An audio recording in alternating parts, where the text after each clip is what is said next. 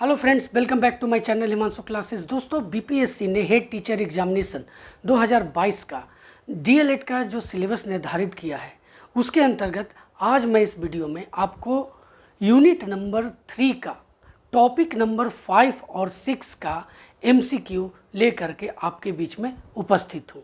दोस्तों, topic number 5 है वृद्धि एवं विकास, अंतर संबंधों की समझ, अध्ययन के तरीके।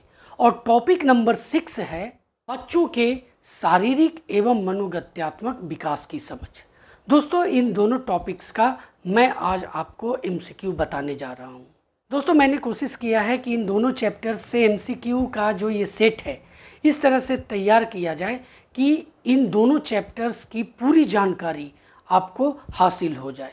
दोस्तों, जैसा कि आप स्क्रीन पर देख रहे हैं, head teacher examination 2022 DElEd syllabus unit 3 का जो टॉपिक है 5 और 6, 5 टॉपिक है वृद्धि एवं विकास, अंतर संबंधों की समझ, अध्ययन के तरीके। और टॉपिक 6 है बच्चों के शारीरिक एवं मनोगत्यात्मक विकास की समझ। और ये जो टाइप है दोस्तों, वो है एमसीक्यू, यानी इसका एमसीक्यू आपके बीच में मैं रखने जा रहा हूँ। तो दोस्तों, वृद्धि और विकास के अंतर्गत जो फर्स्ट क्वेश्चन है वो है कि वृद्धि का अर्थ है। अब यहाँ पर 5 ऑप्शन है: शारीरिक संरचना का विकास, बौद्धिक विकास, सामाजिक विकास, मानवता का विकास। इनमें से कोई नहीं या एक से अधिक। तो इसका जो सही जवाब है वो ऑप्शन नंबर ए है, शारीरिक संरचना का विकास। वृद्धि के अंतर्गत शरीर के संरचनाओं का विकास होता है, कोशिकीय विकास होता है वृद्धि के अंतर्गत, इसलिए ऑप्शन नंबर ए सही होगा। देखिए, क्वेश्चन नंबर 2 है वृद्धि से तात्पर्य है। यहाँ पर अब ऑप्शन से हम लोग देखते हैं। ऑप्शन ए है कि वृद्धि निश्चित आयु के उपरांत रुक जाती है, ये सही जवाब है। ऑप्शन ए, वृद्धि से तात्पर्य ये है। वृद्धि का अर्थ संकुचित है, यह विकास के अवयव में से एक है, ये भी सही है। वृद्धि का आशय शारीरिक और व्यवहारिक परिवर्तनों से है, ये भी सही है। जो यहाँ पर ऑप्शन नंबर डी है दोस्तों, वो है कि वृद्धि का संबंध शारीरिक और मानसिक परिवर्तन से है, यानी ऑप्शन नंबर डी भी सही है वृद्धि के तात्पर्य से। यानी पर यहाँ पर देख रहे हैं हम लोग कि option A, B, C, D ये सभी सही हैं, यानी सही जवाब जो है ऑप्शन नंबर ई, उपयुक्त में से एक से अधिक। दोस्तों, क्वेश्चन नंबर 3 है कि विकास का अर्थ है। अब यहाँ पर ऑप्शन आप देख रहे हैं: प्राणी में होने वाले संपूर्ण परिवर्तन, सिर्फ व्यक्तित्व का विकास, शारीरिक विकास, मानसिक विकास। तो दोस्तों, इसका जो सही जवाब है वो ऑप्शन नंबर ए है। विकास का अर्थ होता है कि प्राणी में जितने भी परिवर्तन होते हैं वो सभी विकास के अंतर्गत आते हैं। अब उसमें शारीरिक विकास भी है, मानसिक विकास भी है, व्यक्तित्व का विकास भी है, ये सभी अंतर्निहित है। इसलिए सही जवाब जो यहाँ पर होगा वो ऑप्शन नंबर ए होगा। सिर्फ एक चीज़ का यहाँ पर विकास के अंतर्गत नहीं आएगा, इसलिए आपको जो ऑप्शन सही इसमें लगाना है वो ए लगाना है। अब दोस्तों, क्वेश्चन नंबर 4 है, जिससे हम लोग वृद्धि का तात्पर्य देखें। वृद्धि का अर्थ, वृद्धि का तात्पर्य। अब विकास का अर्थ देखिए, अब विकास से तात्पर्य क्या है ये जान लेते हैं। अब देखिए, यहाँ पर ऑप्शन ए जो है वह है विकास जीवन पर्यंत चलता रहता है, बिल्कुल सही है। विकास का अर्थ व्यापक शारीरिक विकास के साथ साथ बौद्धिक, सामाजिक और संवेगात्मक विकास से है, ये भी सही ऑप्शन है। विकास वातावरण से संबंधित है, ये भी सही है। विकास में समानता पाई जाती है, परंतु इसकी दर सीमा में अंतर होता है, ये भी सही है। यानी 4 का ये चारों ऑप्शन सही है, यानी जो सही जवाब होगा 4 का वो ऑप्शन नंबर ई होगा, उपयुक्त में से एक से अधिक। अब क्वेश्चन नंबर 5 है कि भारतीय विचारकों के द्वारा मानव विकास को कितने कालों में बांटा गया है। अब यहाँ पर देखिए, मानव विकास के काल के बारे में हम लोग बात कर रहे हैं। तो कितने प्रकार के मानव विकास के काल भारतीय विचारकों के द्वारा बांटे गए हैं। तो 5 का जो सही आंसर है वह है ऑप्शन नंबर सी, यानी 7 भारतीय विचारकों के द्वारा मानव विकास को 7 कालों में बांटा गया है। इस 7 कालों की जानकारी हम लोग यहाँ पर देख लेते हैं। अब देखिए क्या क्या है ये। अब देखिए, यहाँ पर 7 काल हैं: गर्भावस्था, गर्भधारण से जन्म तक; शैशवावस्था, जन्म से 5 वर्ष तक; बाल्यावस्था, 5 से 12 वर्ष तक; किशोरावस्था 12 से 18; फिर युवावस्था 18 से 25 वर्ष; प्रौढ़ावस्था को 25 से 55 वर्ष तक रखा गया है भारतीय विचारकों के द्वारा; और वृद्धावस्था को 55 से मृत्यु तक रखा गया है। ये दोस्तों, ये जो आप देख रहे हैं, ये भारतीय विचारकों के द्वारा मानव विकास को 7 कालों में बांटा गया है, उसके बारे में मैं आपको जानकारी दिया। अब क्वेश्चन नंबर 6 है कि विकास की कितनी अवस्थाएं हैं। अब यहाँ पर आप ऑप्शन देख रहे हैं, उस ऑप्शन के अनुसार जो सही जवाब है वो ऑप्शन नंबर सी है, यानी 5 अवस्थाएं हैं। क्वेश्चन नंबर 7 है कि शिक्षा मनोविज्ञान में विकास की कितनी अवस्थाओं को महत्व है, यानी महत्व दिया गया है शिक्षा मनोविज्ञान में। तो 7 का जो सही जवाब है वो ऑप्शन नंबर बी, यानी शिक्षा मनोविज्ञान में विकास की 3 अवस्थाओं का महत्व है। इन तीनों अवस्थाओं को हम लोग देख लेते हैं। ये अवस्थाएं हैं, देखिए, शैशवावस्था, जन्म से 6 वर्ष तक की अवस्था को शैशवावस्था कहा जाता है। बाल्यावस्था 6 से 12 वर्ष तक की अवस्था को, किशोरावस्था 12 से 18 वर्ष तक की अवस्था को, यानी कि दोस्तों शैशवावस्था, बाल्यावस्था, किशोरावस्था, ये 3 अवस्थाओं को शिक्षा मनोविज्ञान के अवस्थाओं में का महत्व है। अब चलिए क्वेश्चन नंबर 8 देखते हैं। 8 है कि बाल विकास के आधार पर विकास को कितने रूपों में विभाजित किया गया है। तो 8 का जो सही जवाब है दोस्तों वो है ऑप्शन नंबर सी, यानी बाल विकास के आधार पर विकास को 7 रूपों में विभाजित किया गया है। ये 7 रूप कौन कौन है? अब देखिए, शारीरिक विकास, मानसिक विकास, सामाजिक विकास, संवेगात्मक विकास, भाषाई विकास, मनोगतिशील विकास। तो ये जो आप देख रहे हैं 6 जो विकास के रूप हैं बाल विकास के आधार पर, वो ये 6 रूप हैं दोस्तों। अब चलिए नेक्स्ट क्वेश्चन है कि वृद्धि और विकास है। अब इन दोनों के बीच संबंध के बारे में बात करते हैं कि वृद्धि और विकास क्या है। एक दूसरे के विरोधी हैं, एक दूसरे के पूरक हैं, एक दूसरे के समान हैं, एक दूसरे के समतुल्य हैं, या इनमें से कोई नहीं, इनमें से एक से अधिक। तो 9 का जो सही जवाब है वो ऑप्शन नंबर बी है, एक दूसरे के पूरक हैं। क्वेश्चन 10 है कि विकास केवल अभिवृद्धि तक ही सीमित नहीं है, वरन वह व्यवस्थित तथा समानुगत परिवर्तन है, जिसमें कि प्रौढ़ावस्था के लक्ष्य की ओर परिवर्तनों का प्रगतिशील क्रम निहित रहता है, जिसके परिणाम स्वरूप व्यक्ति में नवीन विशेषताएं व योग्यताएं प्रकट होती है। ध्यान दीजिए, ये जो कथन है उसको, इसे बिल्कुल अपने दिमाग में उतार लेंगे। उक्त कथन किसका है दोस्तों? ये जो कथन है ये किसका है? यहाँ पर ऑप्शन देख रहे हैं, Hurlock, James Trevor, Anderson, Meredith. अब एक बार फिर से देखें, विकास केवल अभिवृद्धि तक ही सीमित नहीं है, वरन वह व्यवस्थित तथा समानुगत परिवर्तन है, जिसमें कि प्रौढ़ावस्था के लक्ष्य की ओर परिवर्तनों का प्रगतिशील क्रम निहित रहता है, जिसके परिणाम स्वरूप व्यक्ति में नवीन विशेषताएं व योग्यताएं प्रकट होती हैं। ये कथन किसका है? तो इसका सही जवाब है दोस्तों ऑप्शन नंबर ए, हरलॉक का। क्वेश्चन नंबर 11 है कि वृद्धि और विकास का सिद्धांत है। अब वृद्धि और विकास का सिद्धांत जो है, अब देखिए क्या है, सिद्धांतों के बारे में आपको जानना बहुत ज़रूरी है।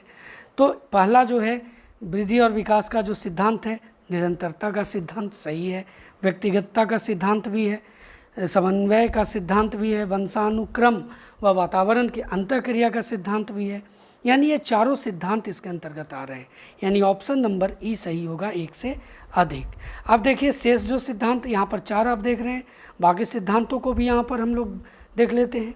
वो है परिमार्जित का सिद्धांत, निश्चित तथा पूर्वकथनीय सिद्धांत, समान प्रतिमान का सिद्धांत और चक्राकार प्रगति का सिद्धांत। अब इनमें से अलग आपसे क्वेश्चन अगर ये 4 में से पूछ दिया, अब इसके जगह पर कुछ ये जो शेष जो मैं यहाँ पर लिखा हूँ उसे अगर रख दिया गया तो आप कंफ्यूज न हो, इसीलिए मैं आपको पूरे सिद्धांत की जानकारी दे दिया हूँ। 12 है कि किसने 20वीं शताब्दी को बालकों का शताब्दी कहा है। बहुत ही इम्पॉर्टेंट ये क्वेश्चन है और इसका जो सही जवाब है वो ऑप्शन नंबर बी है, क्रो एंड क्रो। इन्होंने ही 20वीं शताब्दी को बालकों की शताब्दी कहा है। अब क्वेश्चन नंबर 13 है कि निम्नलिखित में से किस अवस्था में नैतिकता का अभाव रहता है।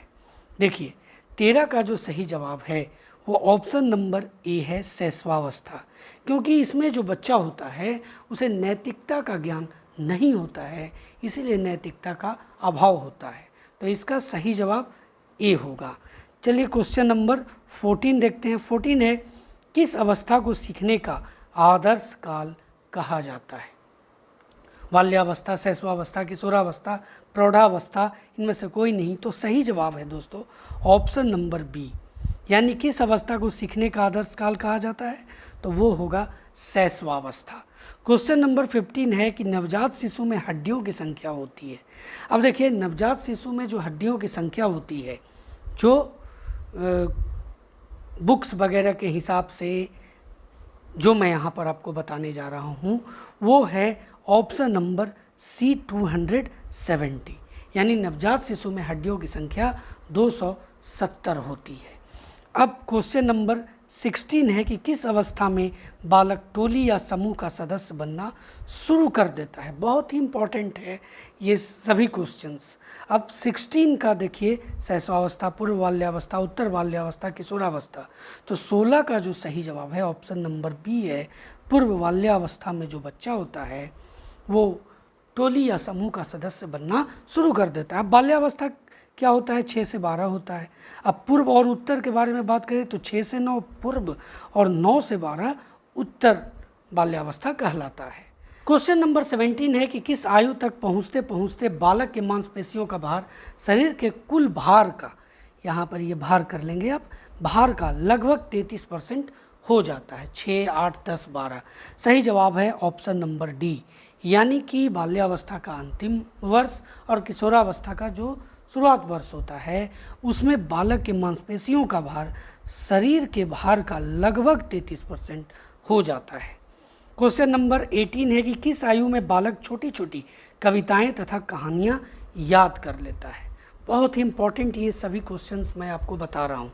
तो 18 में देखिए 7 वर्ष, 8 वर्ष, 9 वर्ष, 10 वर्ष, 10 वर्ष। तो 18 का जो सही जवाब है वो ऑप्शन नंबर बी है।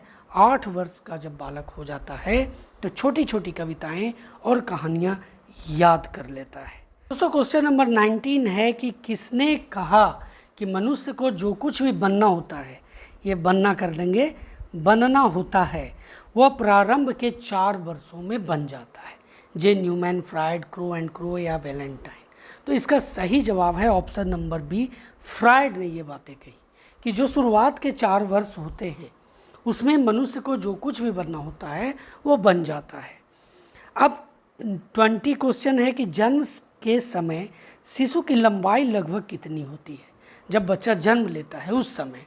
तो इसका जो सही जवाब है दोस्तों वो ऑप्शन नंबर सी होगा, 51 सेंटीमीटर। ये लगभग के बारे में मैं आपको बता रहा हूँ, ये होता है, ये आपको याद रखना है। अब ये जो आपको मैं बता रहा हूँ ना, ये बच्चे के शारीरिक और मनोगत्यात्मक विकास के समझ के अंतर्गत मैं आपको बता रहा हूँ। तो इन सब चीज़ों को आपको याद रखना है।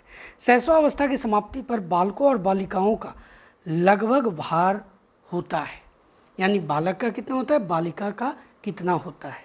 देखिए इसका जो सही जवाब है, जो आप ऑप्शन देख रहे हैं, उसके अनुसार ऑप्शन नंबर सी, यानी बालक का जो भार होता है शैशवावस्था की समाप्ति पर वो 14.8 kg और बालिकाओं का जो भार होता है वो 14.5 kg होता है।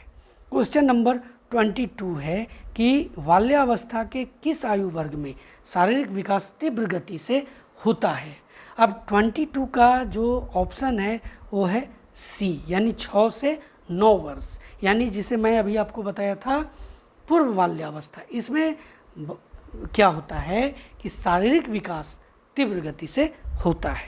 दोस्तों क्वेश्चन नंबर 23 है कि बाल्यावस्था में प्रतिवर्ष शरीर की लंबाई लगभग कितनी बढ़ती है? अब ऑप्शन में आप देख रहे हैं तो 23 का जो सही जवाब है वो है ऑप्शन नंबर बी, यानी 5 से 7 सेंटीमीटर प्रति वर्ष लंबाई बढ़ती है बाल्यावस्था में। क्वेश्चन नंबर 24 है दोस्तों कि बाल्यावस्था के अंत तक दांतों की संख्या होती है।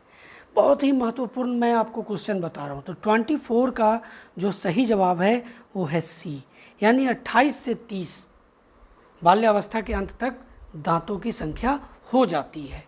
अब 25 है कि छोटी छोटी घटनाओं का वर्णन बालक किस आयु में करने लगता है?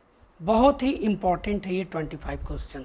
अब इसका जो सही जवाब है जब बच्चा जो है 7 वर्ष का हो जाता है तो छोटी छोटी घटनाओं का वर्णन करना शुरू कर देता है, यानी करने लगता है। अब 26 है कि मनोगत्यात्मक विकास से आशय है। देखिए 26 में यहाँ पर जो ऑप्शन आप देख रहे हैं वो है कि मांसपेशियों के कार्य, शरीर में गतियों एवं क्रियाओं की उत्पत्ति, ये भी सही है। समाजोपयोगी कार्य ये नहीं है। मनोवैज्ञानिक कार्य ये भी नहीं है। यानी ए और बी दोनों ऑप्शन सही है, मनोगत्यात्मक विकास से रिलेटेड है। तो इसमें सही जवाब होगा उपयुक्त में से एक से अधिक, यानी ऑप्शन नंबर ई। क्वेश्चन नंबर 27 देखिए आपको मैं जो यहाँ पर बातें बता रहा हूँ वो न सिर्फ MCQ है बल्कि एक डिटेल आपको जानकारी भी ये MCQ प्रोवाइड करता है। तो दोस्तों ध्यान से देखेंगे और नोट भी करेंगे। 27 जो है कि गत्यात्मक कौशल हैं। अब क्या गत्यात्मक कौशल हैं क्या? अब देखिए कसकर पकड़ना ये है, टहलना एवं दौड़ना ये दोनों भी है, संतुलन स्थापित करना ये भी है, लक्ष्य निर्धारित करना और उस तक पहुंचना ये भी है। यानी ऑप्शन नंबर ई सही होगा, उपयुक्त में से एक से अधिक। ये गत्यात्मक कौशल में ये चारों सम्मिलित हैं। अब आगे बढ़ते हैं 28 कि गत्यात्मक विकास कितने प्रकार का होता है। अब 28 में जो सही जवाब है दोस्तों वो है ऑप्शन नंबर ए, यानी 2। गत्यात्मक विकास 2 प्रकार का होता है। अब देखिए ये कौन कौन होता है। एक है स्थूल गत्यात्मक विकास और एक है सूक्ष्म गत्यात्मक विकास। तो ये आपको याद रखना है दोस्तों। स्थूल गत्यात्मक विकास ऐसा विकास होता है जिसमें बच्चा सीखता है। अब क्या सीखता है स्थूल गत्यात्मक विकास के अंतर्गत? देखिए पूरी जानकारी आपको मिल जाएगी यहाँ पर। अब 29 का ऑप्शन देखते हैं, ए चलना। स्थूल गत्यात्मक विकास में ये जो ऑप्शन है वो आएगा। दौड़ना भी होगा, कूदना, पैरों से प्रहार करना ये भी सही है, ठोकर लगना ये भी सही है। यानी स्थूल गत्यात्मक विकास के अंतर्गत ये चारों ऑप्शन आ रहे हैं। तो इसका सही जवाब ऑप्शन नंबर ई, एक से अधिक। क्वेश्चन नंबर 30 है कि सूक्ष्म गत्यात्मक विकास ऐसा विकास होता है जिसमें बच्चा सीखता है। यहाँ एक एक ऑप्शन पर हम ध्यान देंगे। देखिए ऑप्शन ए है कि वस्तुओं को उठाना, पकड़ना और जांच परख करने की क्रियाओं को सीखता है सूक्ष्म गत्यात्मक विकास के अंतर्गत। तो ऑप्शन ए सही है। इसमें बच्चा विभिन्न क्रियाओं को करना तथा उन्हें समन्वित एवं नियंत्रित करना सीखता है, ये भी सही जवाब है। गत्यात्मक विकास बच्चों के मानसिक क्षमताओं के विकास में महत्वपूर्ण भूमिका निभाता है, ऑप्शन सी भी सही है। गत्यात्मक विकास के कारण बच्चा विभिन्न प्रकार के कौशलों को सीखता है तथा उनका नियंत्रण एवं समन्वय करता है, तो ऑप्शन डी भी सही है। यानी इसका भी जो सही जवाब होगा ऑप्शन नंबर ई, उपयुक्त में से एक से अधिक। तो दोस्तों ऐसा है कि ये जो क्वेश्चंस मैं आपको बता रहा हूँ वो पूरा डिटेल की जानकारी आपको दे रहा है। अब इसमें से अगर कोई अलग तरह से क्वेश्चन भी पूछेगा अगर आपसे एग्जामिनेशन हो में, तो निश्चित आप जान लें कि आप अगर ये सभी चीज़ें याद रखेंगे तो निश्चित ही आप सक्सेस होंगे इसका सही जवाब लगाने में। दोस्तों यह था यूनिट 3 के टॉपिक नंबर 5 और 6 का MCQ। दोस्तों मुझे उम्मीद है कि आपसे एग्जामिनेशन में इससे अलग क्वेश्चंस नहीं पूछे जाएंगे, लेकिन खैर क्वेश्चंस का कोई सीमा नहीं होता है। लेकिन मैंने कोशिश जो किया है कि पूरा शुरू से अंत तक जो क्वेश्चंस इससे बन सकते हैं उसे बनाने की।